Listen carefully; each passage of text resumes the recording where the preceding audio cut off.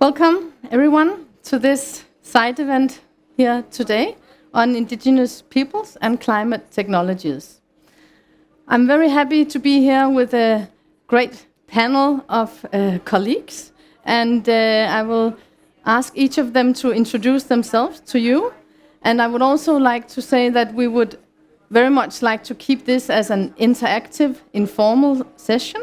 And while we go through our talk and discussions here, I would encourage you to raise your hand and also ask questions as we go along. So it is not so that we have talks and presentations and then a Q&A session at the end, but I would encourage you to engage throughout the session. So with this, I would first like to invite Tonga Rai from NEFIN, the Nepal Federation of Indigenous Nationalities, to say a few words about yourself. Tonga, please. Thank you very much. I hope you can hear me. My name is Tonga Rai. I belong to Rai Indigenous Nation of Nepal. Originally, we are from the mountain of the country. And I work as a national coordinator for Nepal Federation of Indigenous Nationalities based in Kathmandu, Nepal. Thank you. Thank you very much. And next we have Christopher Carber from Environmental Protection Agency, Liberia. Thank you. My name is Christopher B. Carber. I work for the Environmental Protection Agency of Liberia. At the Environmental Protection Agency, I am now leading on policies and also planning. That is the department that I'm serving as the manager. I am also the coordinator for the technology needs assessment process that is almost nearing completion. I am also serving as the national focal person for the CTCN. CTCN is Climate Center Technology and Network. Thank you. And Samba Fall? So my name is Samba Fall. I'm working at Enda Energy. It's an international NGO based in Senegal. I am responsible for climate and systemic transition, but also I am working with Libasba on all technology-related matters, the technology needs assessment, but also the CTC and the Climate Technology Center and Network. So with that, I can hand it over to next. Thank you. Stefan. Yes. My name is Stefan Zosel. I'm a climate advisor with the International Workgroup for Indigenous Affairs, which is an international human rights organization promoting the rights of indigenous peoples.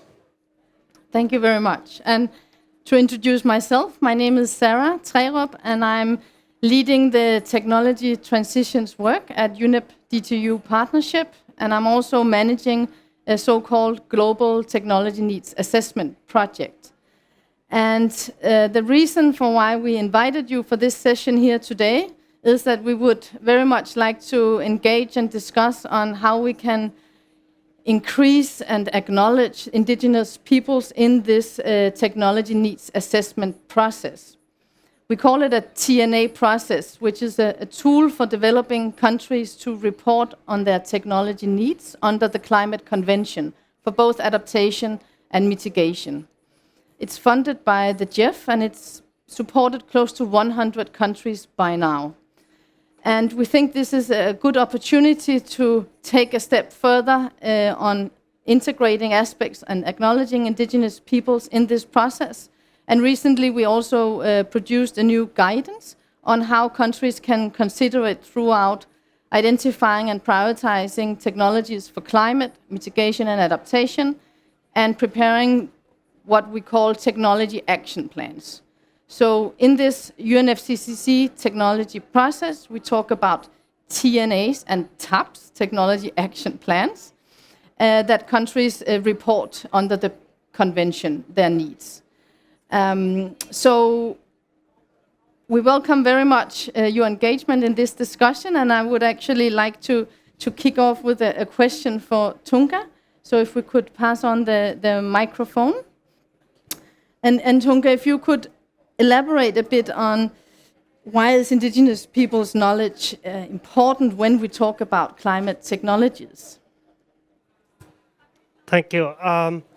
Thank you once again, and thank you everyone for coming to our site event.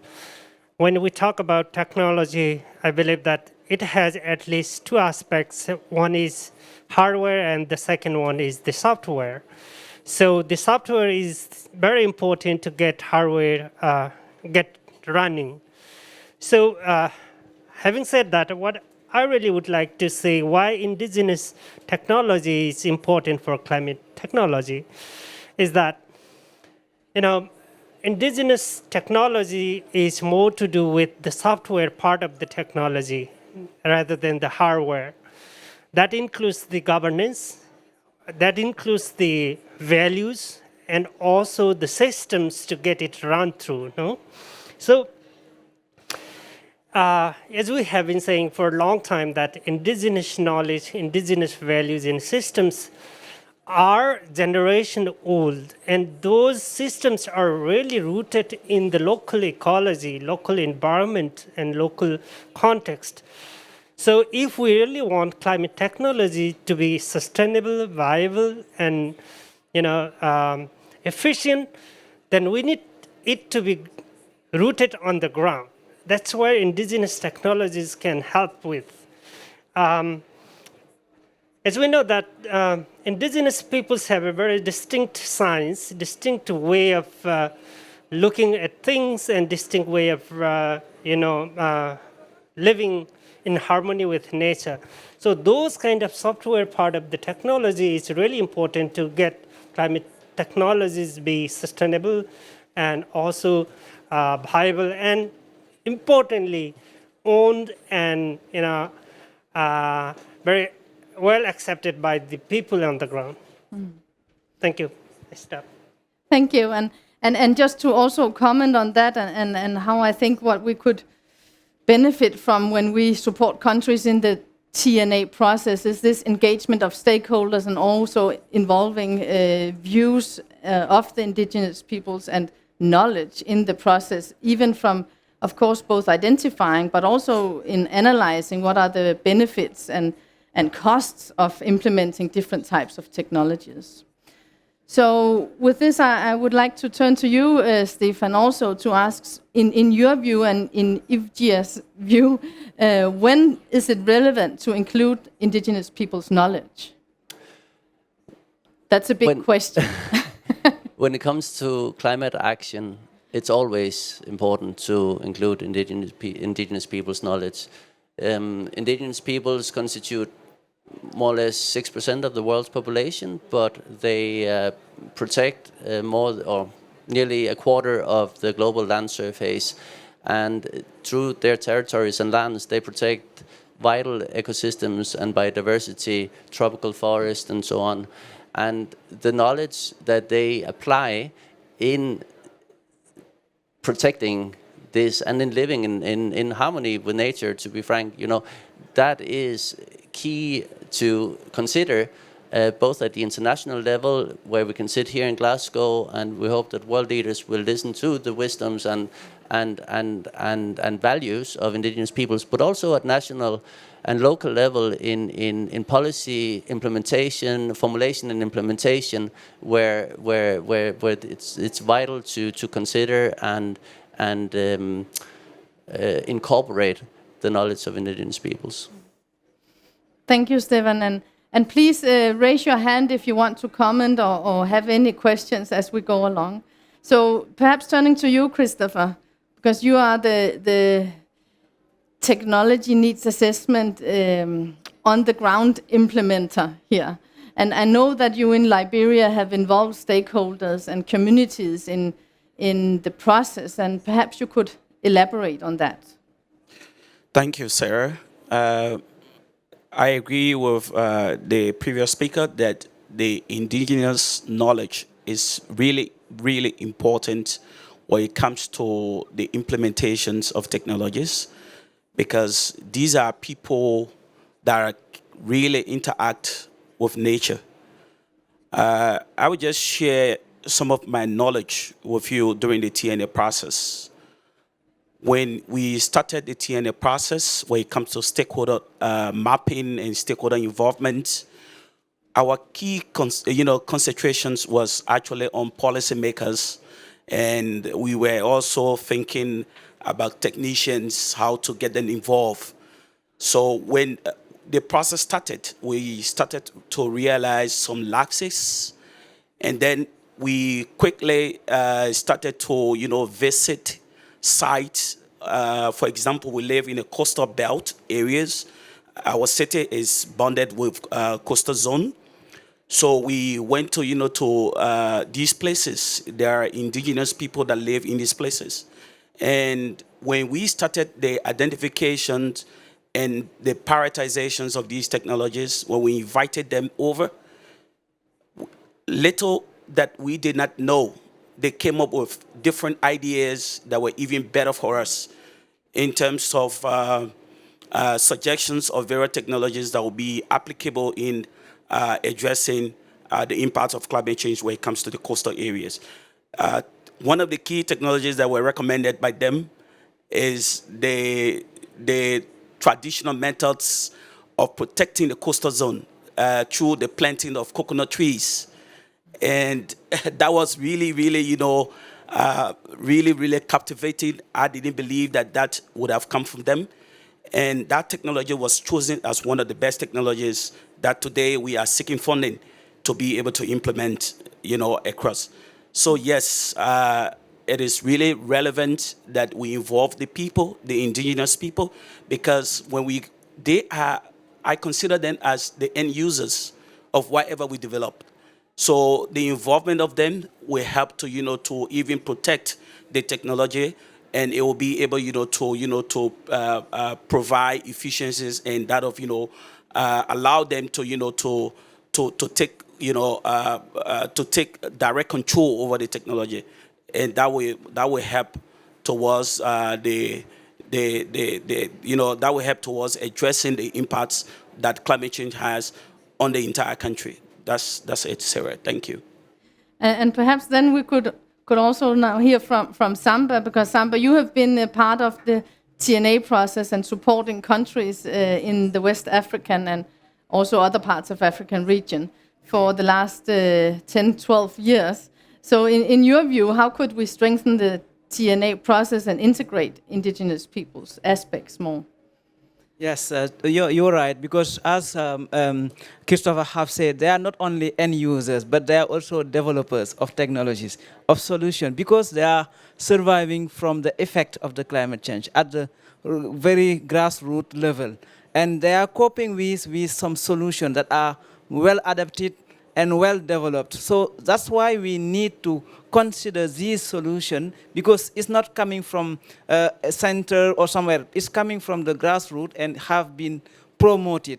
And that's why also as we are developing climate policies toward action, we need really to consider these solutions that are already developed. But also in another perspective, we need as a local solution to be considered in the global or national contribution to the climate change effort. So, and these are some very relevant solutions that are developed by this indigenous community and what are not well known. Most of the time, it's only known by the community, and we need as a policymaker to better to try to dig deeper, get in touch with this community, and try to come to proven this solution and put it at the same level as the modern technologies.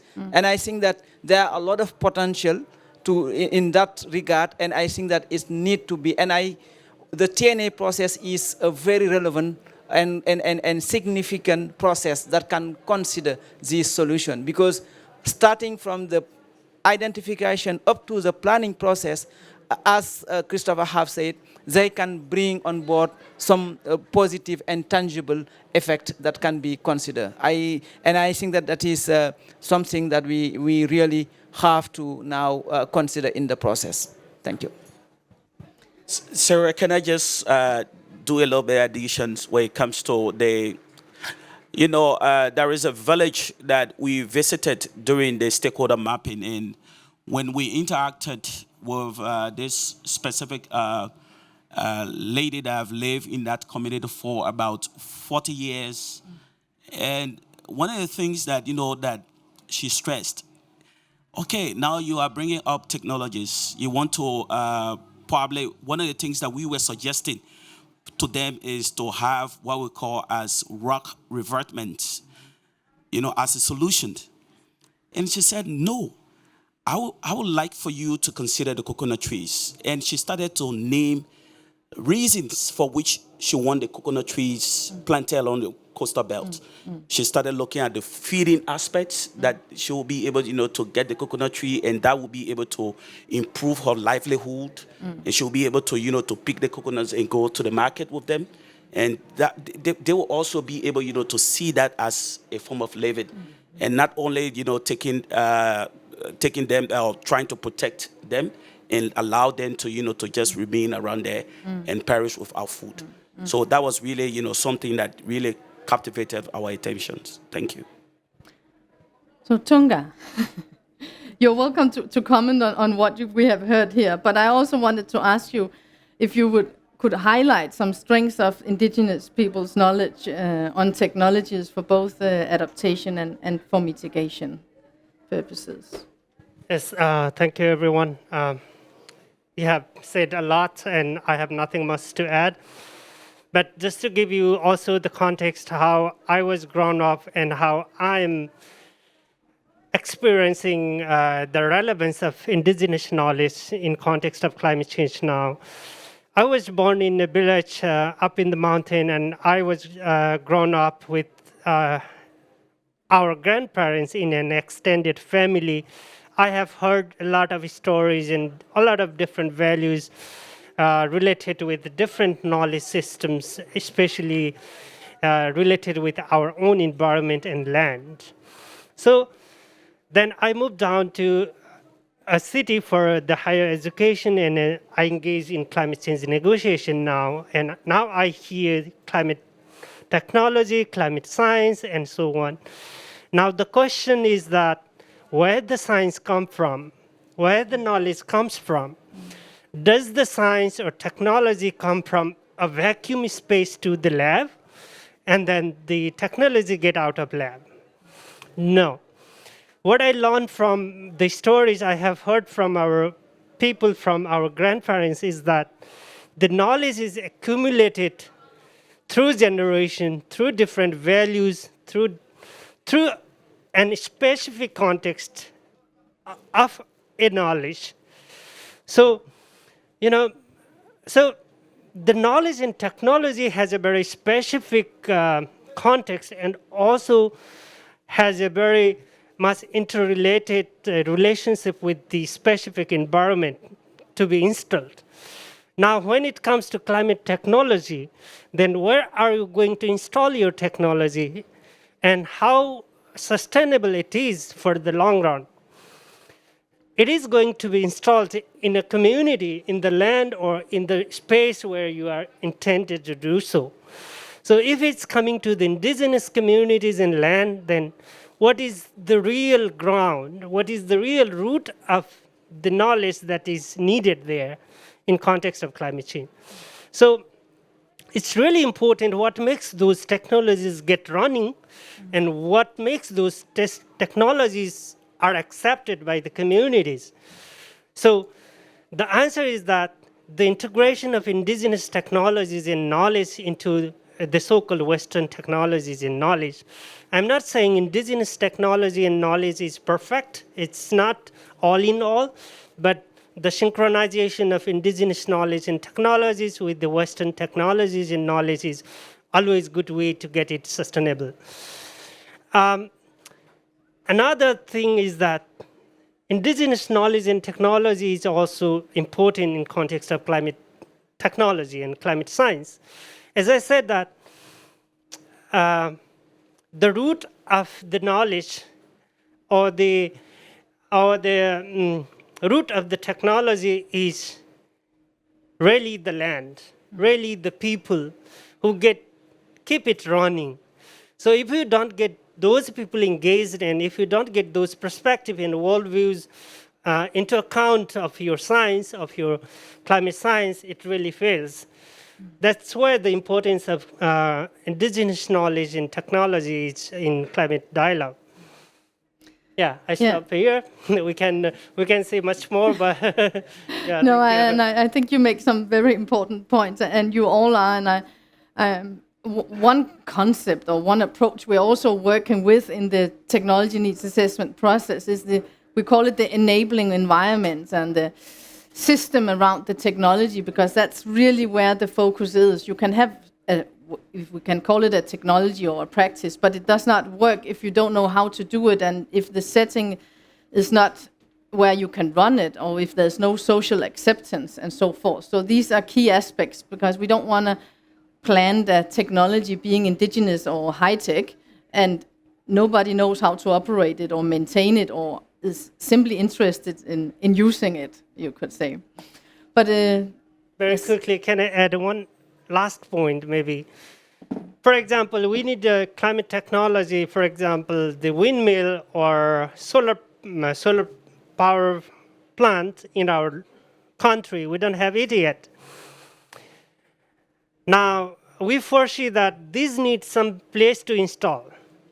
And this is going to be somewhere in the land. And then I very much see that someday that will come into our land as well. But if that really violates our rights and livelihood and our values, then we're definitely going to destroy it. Then where does that technology work? And who does that technology work for? So this is the bigger question everyone has to take into account in the climate discourse. I'm putting my mask on because now I'm going to move down here because I saw a question. So I'll start with you. Please present yourself. Thank you so much. My name is Libas Ba. I'm coming from Senegal. I'm a Senegal national. But I'm also the chairman of the National Climate Committee of Senegal. But I'm not government.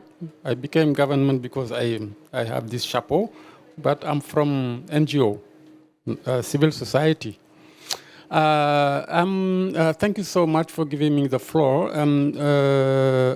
I think I am with you in this room who really started this technology need assessment in the countries. And you have been the general manager, and I was a manager of some countries in Africa. And in my experience, related to indigenous technologies, I think it is important to separate the policy level and the technical level. Because in his intervention at the beginning, I have noticed that he considered only technologies, indigenous technology, as soft, at the soft part. Don't you think there is also a technical part on the ground to develop, maybe, indigenous technologies solve problems on the ground. When the problem is there, think, and we always talk about knowledge when we talk about indigenous technologies. So we don't consider them as technologies. We consider them as knowledge. Why? How to jump and make them become technologies that are needed anywhere else. That's a question. Do you want to respond, Tonga, or was it more of a comment? We'll take another one here, and then we'll come back to the panel. Hi. That better. I'm Emilia Melville. I work in community energy in England. So I'm quite new to this conversation, and I'd really love to hear more like concrete examples. I like this example about the coconut trees. I'm like, okay, now I know something really specific, and I imagine all of you know loads of really concrete examples of indigenous technology. So I'd love to hear about that, and also how the kind of technology needs assessment process works. Like, what happens when you hear that coconut trees should be planted on the coast? How does that feed into this policy thing?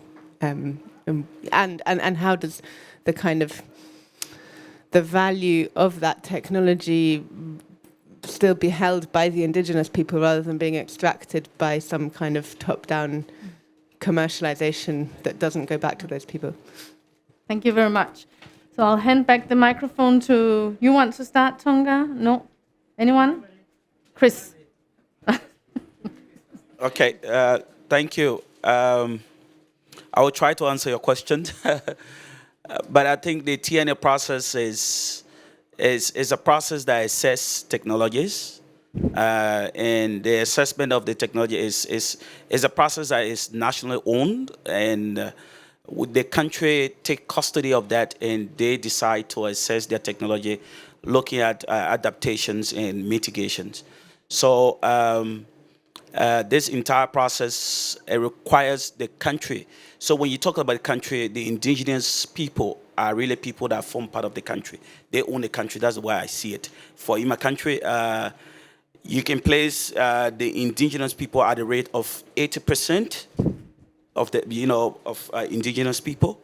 So their knowledge, their involvement in processes of such like the TNA process is really important. And I've already made mentions of one of the technologies as a key example, because that is one of those that I can really picture as an indigenous ideas that came from the indigenous people, because they suggested that technology and they gave out reasons for which that technology should be considered. And in fact, they help us with the barrier analysis process, because they analyze the market's value of that technology. They look at the issues surrounding social, economic, and all of that. I made mentions of the feeding aspects from the coconuts. They also made mentions of sometimes you peel the coconuts and the shell from there. You can use that for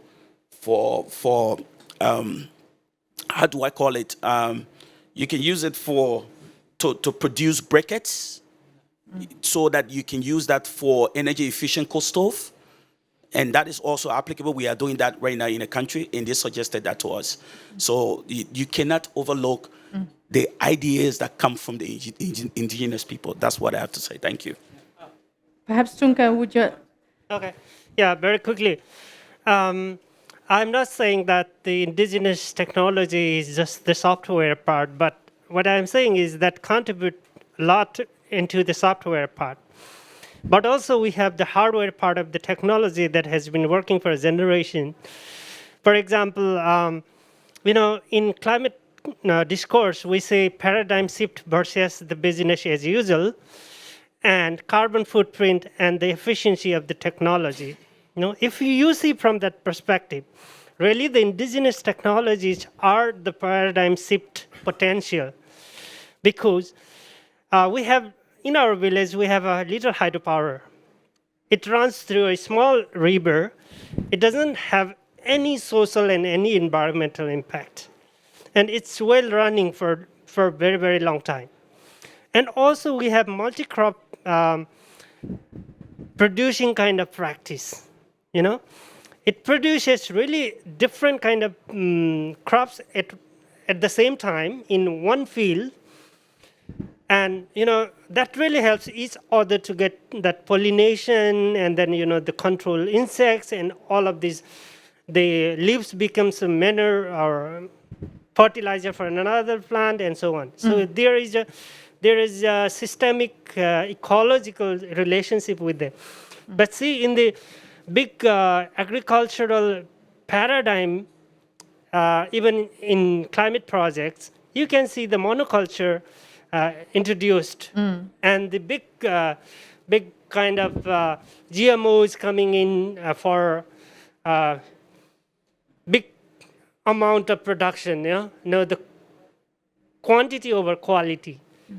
So those kind of practices in science, the local science, the indigenous science, if you see, and if you see the interrelationship with the nature, with the ecology, and to keep it really the paradigm shifting, then this is helpful. Otherwise, people are talking about paradigm shift at one hand, but doing business as usual, funding those projects for GMOs, funding projects for, monoplantation, and so on. So this is really the wrong direction. Just one additional thought on that. I think that the one we really need to push forward is how to better enhance the innovation system, ecosystem, because we know that there are some tangible solution developed by these grassroots communities. And so now the challenge is now how we can put together the research or the academic center to start from the local needs and start from the local solution. As you rightly said, we know that there are some communities who do very well in terms of spreading, choosing the best vegetable species for their local environment. And they have done it like generation, but couple years ago, and they know how to select the best one and the appropriate one. We see in some, like in Senegal, like plant-based fencing. Instead of having metal fencing that is very costly, you can use the best fencing solution that are affordable and can help to create microclimatic condition in your, and help to enhance the soil fertilities. So and now what the researchers should do now and the policymaker is how to enable this framework so that these local solutions are well known first, but also developed at the modern level. That is something that and the TNA can help to do that. Right at the beginning. Right at the beginning, as you make sure, and that was our main recommendation during the TNA process that we conduct in countries, the TNA team should make sure that the consultant have a clear idea on what are the local solutions and put it at the beginning. That's the other thought that we can also elaborate on that. And that somehow also leads back to what we heard from Tonga earlier on, that there's the need for synchronization of, you said, indigenous and Western knowledge. I don't know if I would call it Western, but at least indigenous and perhaps more modern knowledge. Stefan, do you want to come in here? And then I saw a few more questions.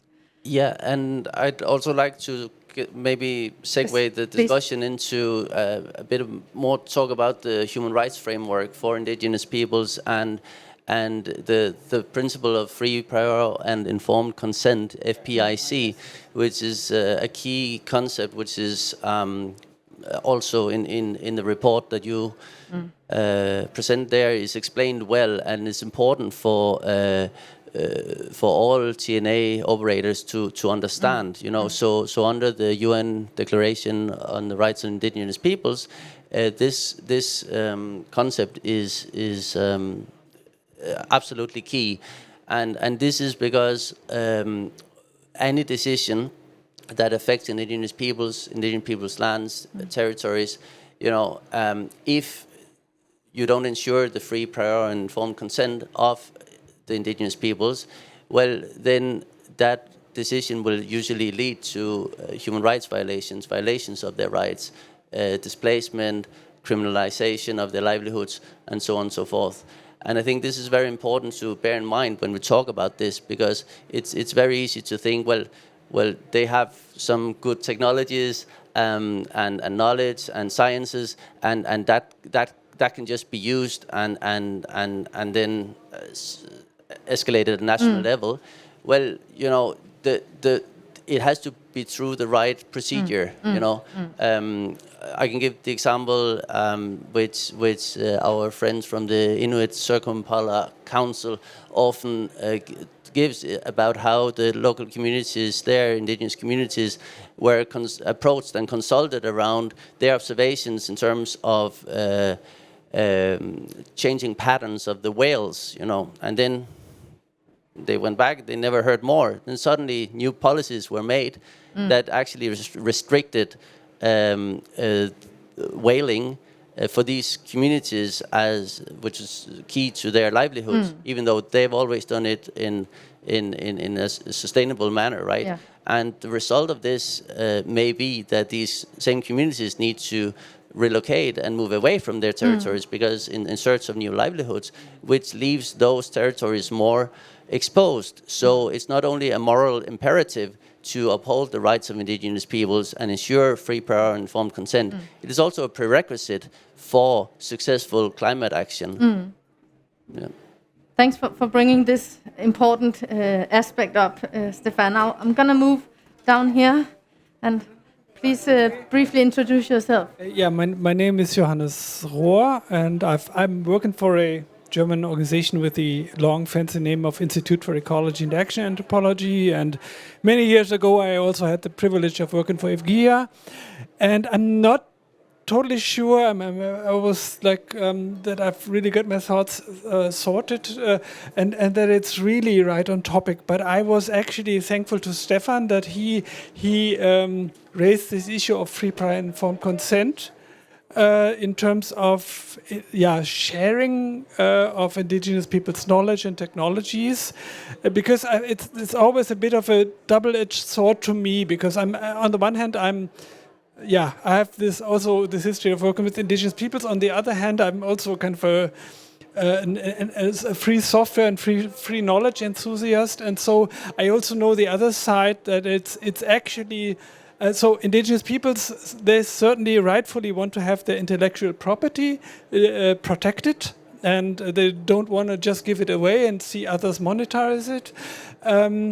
And on the other hand, we want to see those technologies being shared and being used and applied. And in the a world of like free software, or maybe you all know Wikipedia, or you have those free licenses where you, on the one hand, a piece of knowledge that you give away or a piece of software that you give away is you don't take money for it, but it's still credited to you. You are still the license holder. So you still retain your intellectual property, and of course the problem here is that with those licenses, as they are used for software knowledge, they are kind of always credited to an individual creator. I just wonder whether kind of this open source model could be applied in some way to protecting indigenous people's intellectual property to those technologies, and so I'm just thinking aloud about that, and maybe I should stop here. And it's not really a finished concept, but it's more of an idea that I've got because I'm kind of traveling in both worlds.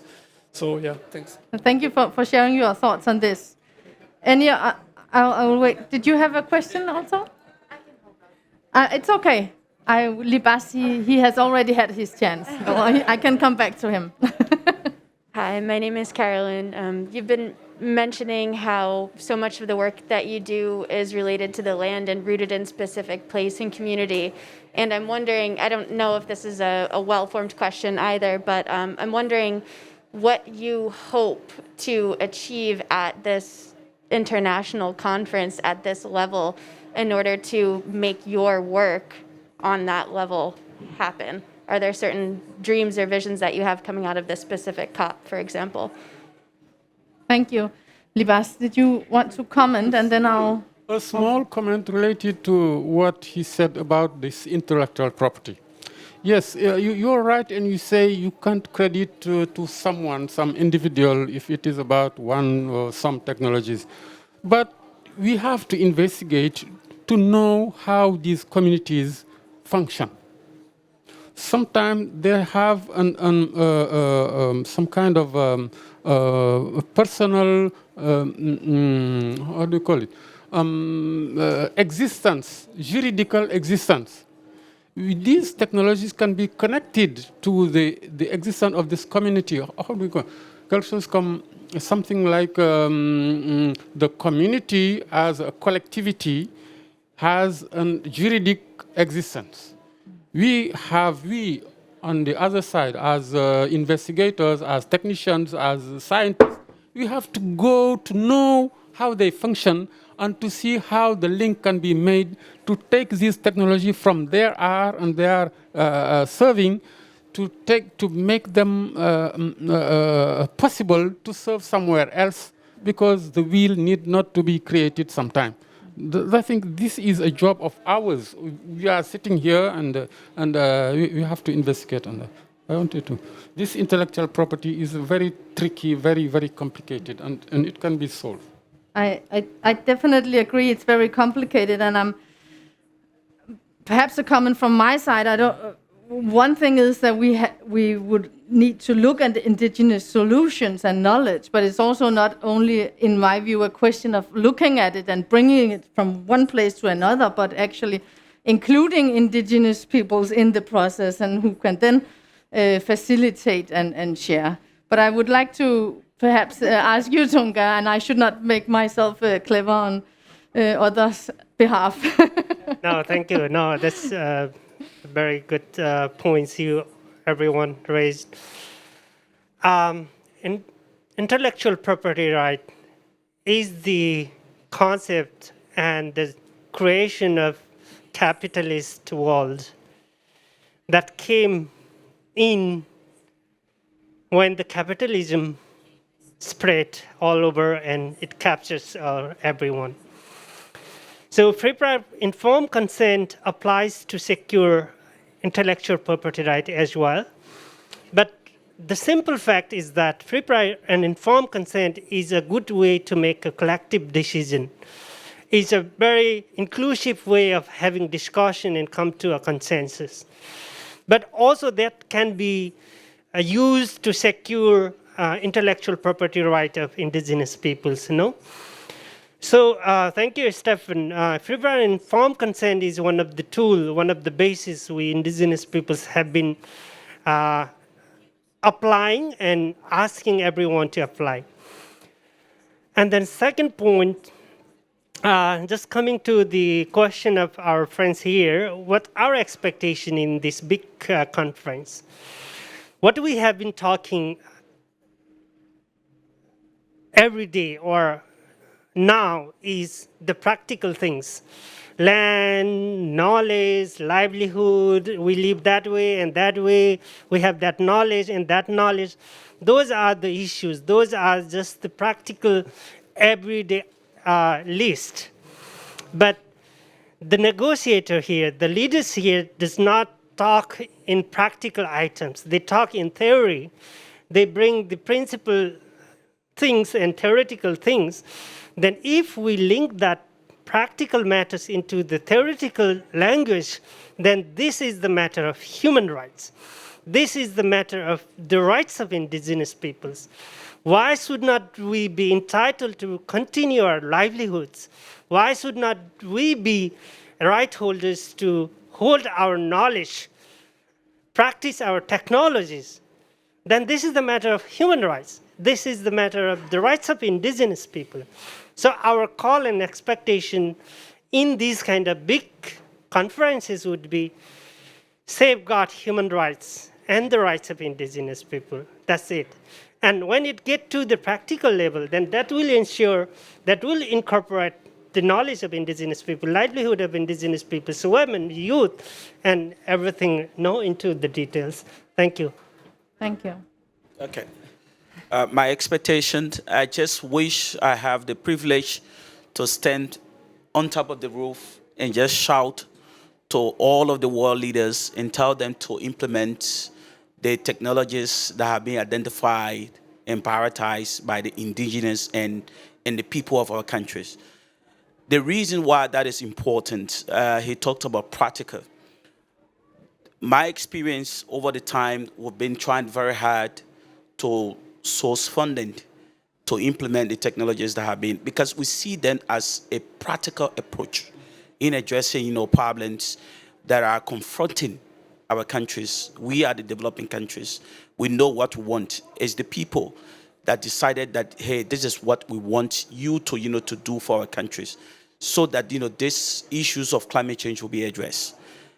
I just wish that everyone would just listen and probably hear that the issues of implementing the technologies that have been identified by climate change, by the TNA process, will help in addressing and bringing forth ideas that will address this whole climate change issue.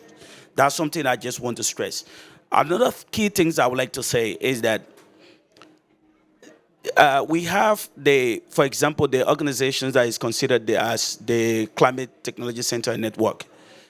And if you look at the entire documents or framework that guide them, it limits countries to only, request for technical supports. You do not request for financial support. You do not request for any type of support to implement these technologies. Why are you assessing technologies? Why are you coming to us to sit in one room and decide on what we want if you do not have means of implementing what you ask us to do? Why are you coming? We have assessed the technologies and we provided barrier analysis of how to implement these technologies. We provided technology action plans, how we'll be able, to diffuse or implement these technologies. Where are the funding? We are left alone to find funding for ourselves. If you go to Jeff, if you apply to GCF, the process is so complex that countries do not have the technical ability sometimes to even do these applications. How are we then going to implement these technologies? I just wish that by the close of this particular conference, world leaders or people who are directly responsible for this will now start to look into it and find the means to implement these technologies for our countries. Okay. But So maybe we'll have the same comment. But what I would like just to stress here is that our wish, as you rightly said, is the COP is an opportunity to communicate. Because as we rightly said, these are some solutions that are not well known. So how we can better raise awareness on this positive aspect of these technologies. And COP is part of the opportunity in terms of communication.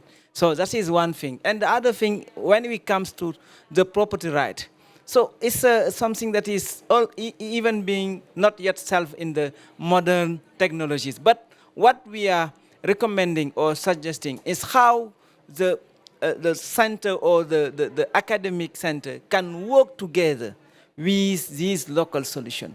Because it will give more added value to this solution if they are working together. Because the entry point should not be only their thinking.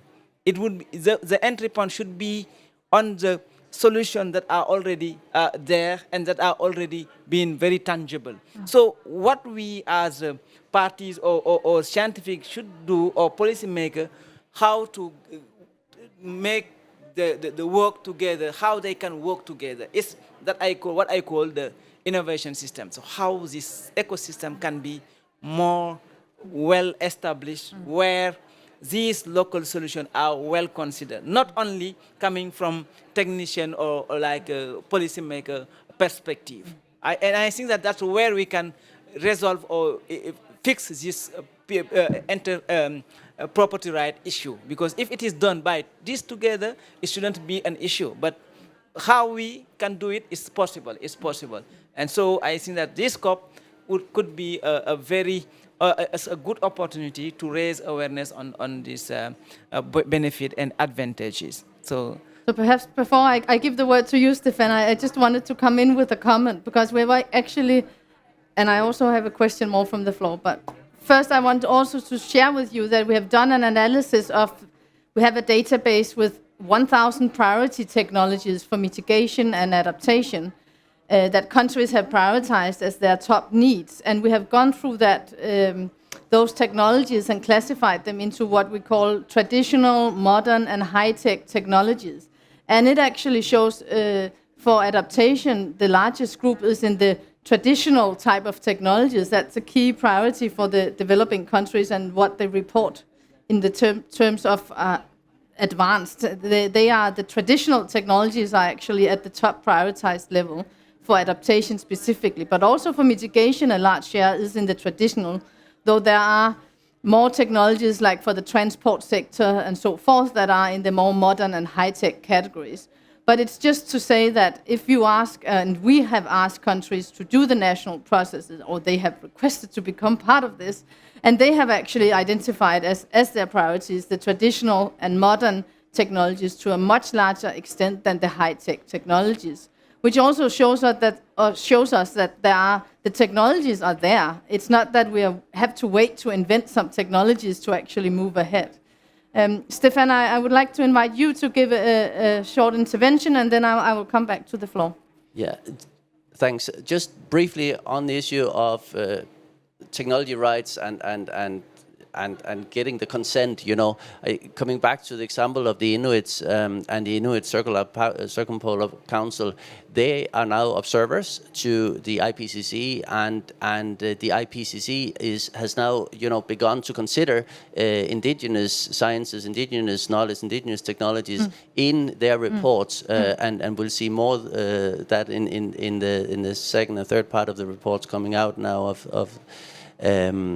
and I think it's very key, the work that the Inuits are doing in developing the concept of co-production of knowledge. So basically you work together, Western sciences and indigenous scientists working together in producing through the right manner and the proper way of doing this knowledge. So it's very interesting. I think this is very important in other regions of the world to learn from that experience. In terms of hope for the COP here, like we've just learned about the world leaders' declaration on forest use. We have heard about huge pledges, financial pledges from public and private sector. I mean, I guess the hope here is that this will actually be a real turning point. Where once and for all, not through greenwashing, but through a genuine financing, indigenous people's technologies, knowledge will be considered, they will be supported, and to scale up, not only in forest communities, but also non-forest, all over the world, in being centered to climate action. Thanks. Thanks, Stefan, and I'm gonna go back here. Please. First of all, thank you very much. My name is Rich Quotemine, and I'm the problem, in a way. I'm I work for the city of Philadelphia. I'm the classic white, privileged government guy. And the reason why I point that out is because we get this education, we have all the tools, we think we're awesome, and everyone knows the U.S., for those who don't know the U.S. history towards indigenous peoples, it's really bad. So one of the problems and the gap I wanted to address and from all of you is, okay, we get this cool education, we get these toys, we get all this, and we think we can do something awesome for you. Meanwhile, the indigenous population say, hey, wait a minute, don't do things for us, consult us. So where the gap is, sitting where I sit from, and it took me years to learn this from working with indigenous nations, first in New York and now with the American Association of Geographers, is we sometimes talk past each other. And the reason why is we know all the cool stuff we can do. Hey, look at us, pat us white people on the back. And we sometimes miss the indigenous nations' input because we're talking past each other, mostly because people in my position don't listen. So how do we address the gap in listening and relevancy so that people like me don't keep making the same mistakes? Thank you. Thank you very much. And very short comment, and then we'll turn to the panel. This relation, he mentioned the CTCN, this issue. This TNA process is born 5 years before, more than 5 years before CTCN was in activity. At that time, we advertised them on, don't be here to study again, to see if it is, to assess. It is done already.